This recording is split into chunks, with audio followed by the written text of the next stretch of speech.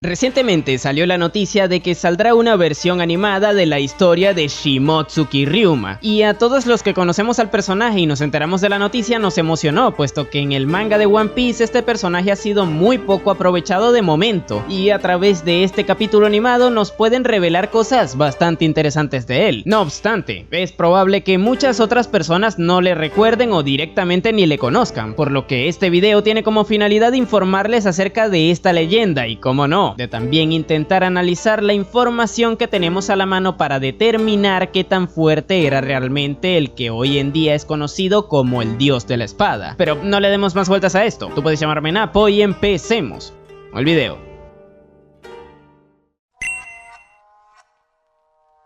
Bien, lo primero que debemos hacer es darle rostro al personaje. Como ya se habrán dado cuenta por lo dicho en la intro, este es un personaje que ha aparecido en muy pocas oportunidades en la historia, aunque no por eso deja de ser poderoso, pero bueno, para hablar de la primera aparición del personaje dentro del manga de One Piece debemos remontarnos al arco de Thriller Bark, lugar en donde Luffy se tuvo que enfrentar contra Moria para, entre otras cosas, ayudar a Brook con su problema y así poder hacerlos una cama. Y como en todo buen arco de enfrentamientos, Zoro también tuvo el suyo, solo que a diferencia de Sanji, este no se enfrentó a alguien que estuviera vivo, más bien le tocó cruzar espadas contra un espadachín reanimado. Este era el cadáver de Ryuma, que además blandía su propia espada, la legendaria Shusui, de la cual hablaremos más adelante en el video, pero bueno, la razón por la que el cadáver de Ryuma estaba reanimado era porque estaba bajo los efectos de la fruta de Moria, la cual le regresaba parcialmente a la vida al darle una sombra que previamente le había quitado a alguien más.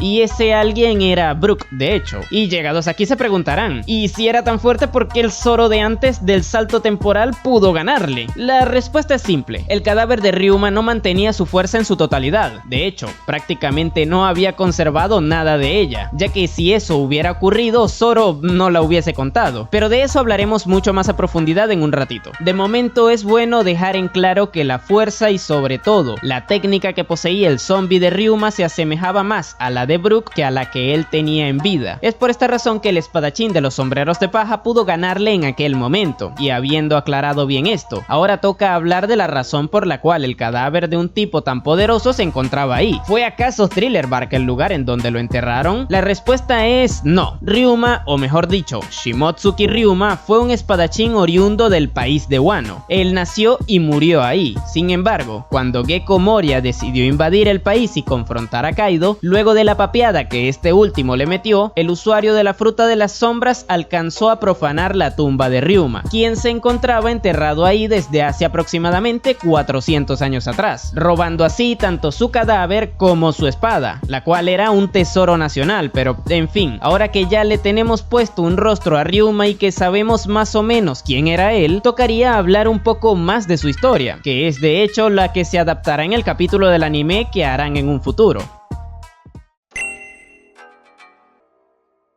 El 30 de octubre de 1994, un joven e inexperto Ichiro Oda logró publicar uno de sus primeros trabajos dentro de la industria, el cual tenía el nombre de Monsters. Este era un one shot, es decir, un manga con una historia que se desarrolla y concluye en un solo capítulo, el cual tenía como protagonista a un samurái sumamente orgulloso al que no le temblaba el pulso para desenvainar su espada frente a cualquiera. Este samurái era conocido como Ryuma, que tras la posterior publicación del manga de One Piece unos cuantos años después sería canonizado dentro del mundo de esta historia. Es decir, lo que se vio en el manga one shot de Monster unos cuantos años atrás terminó siendo canon dentro del universo de One Piece. Pero claro, esto tiene ciertos matices y de ellos hablaremos ya. En la historia de Ryuma podemos notar varias cosas bastante curiosas. La primera es que toda la trama se desarrolla en una especie de pueblo del viejo oeste, algo que es sumamente extraño tomando en cuenta que el protagonista de la misma es un samurái que lleva consigo su respectiva katana, pero bueno, luego de desenmascarar a un bandido que se hacía pasar por el protector de ese lugar, tuvo que enfrentarse a un dragón, el cual no era un dragón oriental, más bien era uno con un aspecto del de las leyendas europeas. De hecho, se parecía muchísimo a los que aparecieron en el arco de Punk Hazard. Pero volviendo al tema, tras Ryuma haberle derrotado, el problema en la ciudad se resuelve y este pasa a ser el salvador de la misma. No obstante, antes de que fuera reconocido por los ciudadanos, se marcha, quedando así como una leyenda dentro de la misma. misma. Aquí finaliza el one shot, pero no su historia, ya que luego, en el arco del país de Wano del manga de One Piece, se nos vuelve a mencionar al personaje. Ahí le recordaban como una leyenda debido al gran acto heroico de salvar a la capital de las flores del ataque de un dragón. Con esto podríamos dar por hecho de que lo que vimos en el manga de Ryuma terminó siendo un acontecimiento del pasado del país de Wano, aunque claro, debemos ser permisivos con varias cosas, como lo de que el pueblo en donde se desarrolló el one shot pareciera uno del viejo oeste, o lo de que los personajes no se vistieran como deberían vestirse en la capital de las flores, o también probablemente lo de que el dragón sea uno occidental y no uno oriental. No obstante, a pesar de que la presencia de estas cosas no tengan sentido en un país cerrado como lo es Wano, Eiichiro Oda aclaró que efectivamente dichos acontecimientos son canónicos, pero puede que en la adaptación animada que saldrá en el futuro se corrijan los detalles anteriormente mencionados para que así concuerden más con el canon de la historia. Es decir, es probable que en el anime veamos una capital de las flores de hace 400 años atrás, en lugar de ese pueblo del viejo oeste. De ser ese el caso, todos los habitantes tendrán la indumentaria propia del país de Wano, y puede también que el dragón al que se enfrentó Ryuma sea algo más parecido a Kaido, por ejemplo. Todo esto en pro de darle una verosimilitud a la adaptación con respecto a la historia de One Piece. Pero bueno, ya que sabemos de qué diablos es de lo que se va a tratar este anime, toca responder la gran pregunta: ¿qué tan fuerte era Ryuma? Pero no sin antes recordarles que pueden seguirme en mis redes sociales, por ahí se enterarán del resto de contenido que hago, así como también dejarme un buen like y suscribirse al canal si les está gustando este video. Dicho esto, continuemos.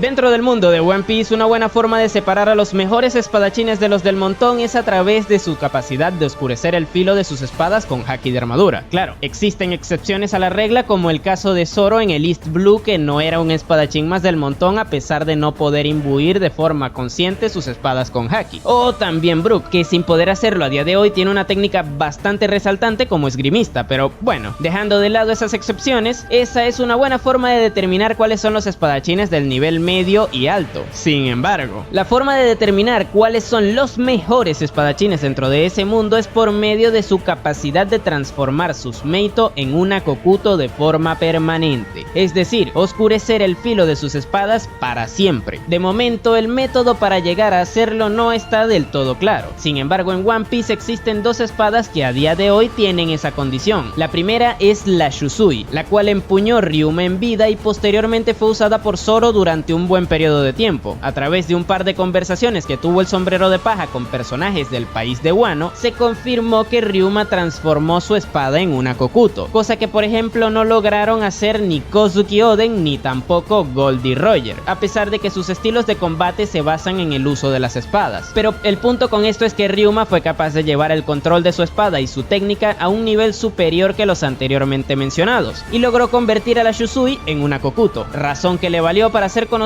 a día de hoy como el dios de la espada, y por ende ser una leyenda dentro del mundo de One Piece. Ahora, eso no quiere decir que este sea más poderoso que Goldie Roger, por ejemplo, y para probar esto pondré de ejemplo al portador de la segunda y última kokuto que hemos visto en la historia, aunque por orden cronológico de aparición haya sido la primera. Dracul Mihawk es quien actualmente empuña el mandoble Yoru, una meito que, al igual que la Shusui, tiene la condición de tener el filo negro permanente. De momento no se ha dicho explícitamente que haya sido él mismo quien llevó su espada a esa condición, pero asumir que haya sido él mismo quien lo hizo, tomando en cuenta el hecho de que actualmente es conocido como el mejor espadachín del mundo, no es algo descabellado. Ahora, que tenga ese puesto no quiere decir que sea el espadachín más fuerte, ya que en esa categoría también debería entrar Shanks, que por el simple hecho de que es el objetivo a superar de Luffy, debería estar por encima de Mihawk, quien es el objetivo a superar de Zoro, personaje que está por debajo de Luffy siempre. De ser ese el caso, podría decirse que el título del mejor espadachín tenga mucho más que ver con la técnica que este sea capaz de aplicar en duelos con la espada y no tanto con enfrentamientos más diversos, razón por la cual Shanks, luego de perder su brazo, también perdió el interés de Mihawk al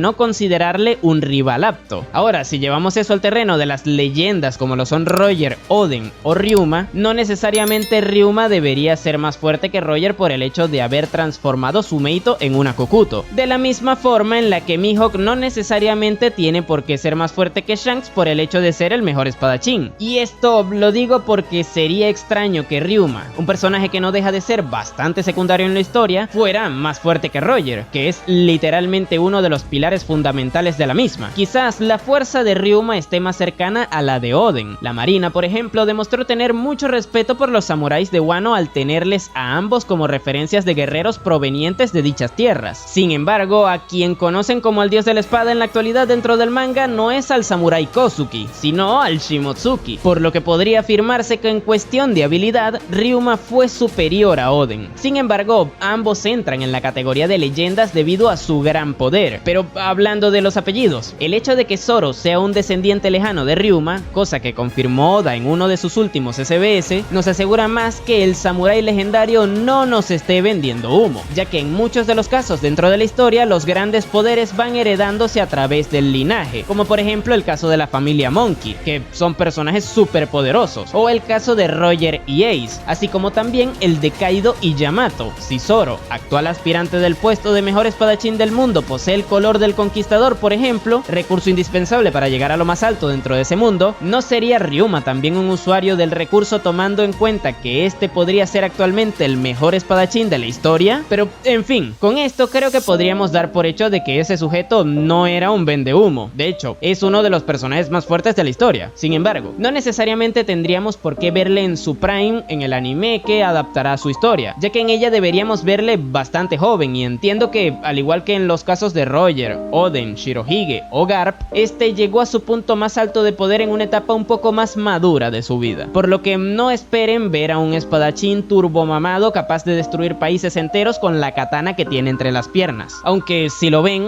tampoco se extrañen. Dicho esto, me gustaría preguntarles, ¿ustedes creen que Zoro le quita el puesto del mejor espadachín de la historia en un futuro? Déjenmelo en los comentarios, así como también un buen like y su suscripción si les gustó este video. Por aquí les dejaré un resumen del one shot de Monster protagonizado por Ryuma por si les interesa conocer más de las aventuras de este personaje. Sin nada más que decir, tú puedes llamarme Napo y nos vemos